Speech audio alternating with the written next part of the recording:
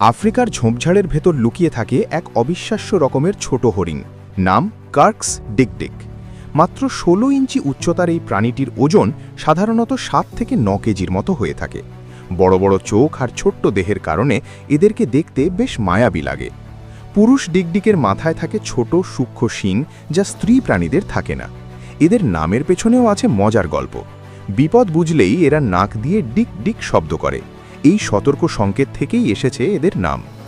ডিগডিগদের মূলত পূর্ব ও দক্ষিণ আফ্রিকার শুষ্ক ঝোপঝাড়যুক্ত এলাকা, বিশেষ করে কেনিয়া, তানজানিয়া আর নামিবিয়ায় বেশি দেখা যায়।